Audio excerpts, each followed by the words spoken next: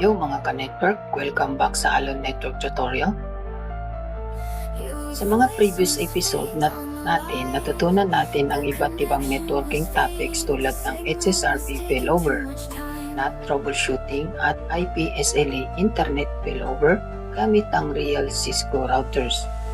Ngayon naman pag-uusapan natin ang isang napaka-common na problem sa mga home networks at home small office networks, ang tinatawag na double NAT. Madalas nangyayari ito kapag ang modem ng ISP ay naka-router mode na tapos naglalagay pa tayo ng sariling router sa loob ng network. Sa episode na ito, ipapakita natin kung ano ang double NAT, bakit ito nagiging problema at paano ito may iwasan. Ang gamit pa rin nating setup ay ang real lab environment. So meron tayong isang PC, dalawang layer 2 switch, dalawang Cisco routers at isang ISP modem internet.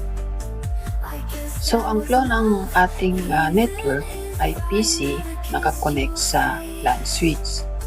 Tapos si LAN switch nakakonect sa Cisco routers. Tapos si Cisco routers nakakonect naman sa ISP modem. Tapos si ISP modem nakakonect naman sa internet.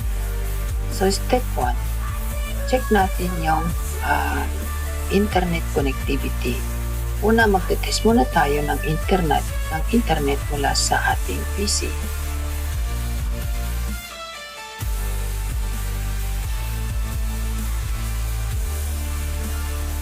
So makikita natin na successful ang ping. Ibig sabihin may internet connection ang network natin.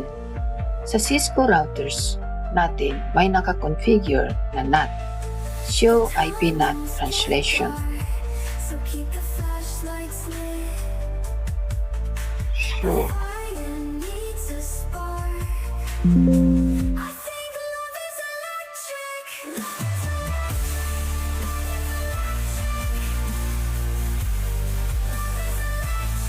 Makikita natin dito ang translation ng private IP papuntang public IP.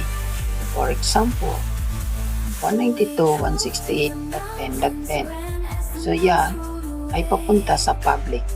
Ito ang normal na ginagawa ng router para makalabas sa internet ang internal network. Ngayon tandaan natin na karamihan sa ISP modem ay naka-router mode din. Ibig sabihin, gumagawa rin ito ng NAT mula sa modem papuntang internet.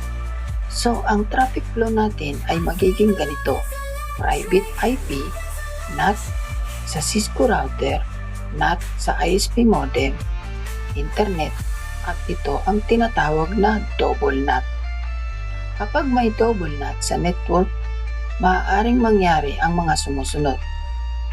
Problema sa port forwarding, gaming connection issues, VPN connection failure, at voice problem. Kaya sa enterprise network at advanced home network, iniiwasan ang ganitong setup. May dalawang common solution para maiwasan ang double NAT. Option 1, ISP modem is bridge mode.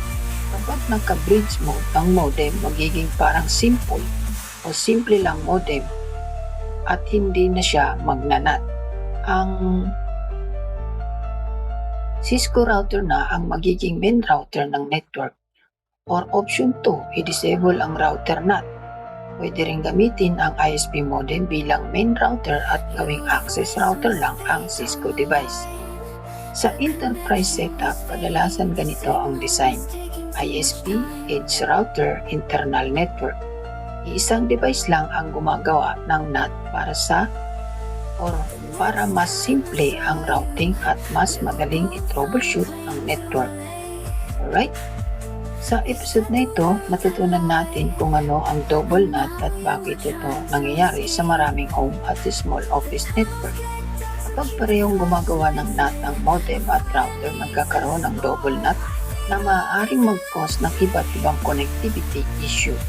Ang recommended solution ay gumamit ng bridge mode sa modem o siguraduhin na iisang device lang ang gumagawa ng NAT sa network.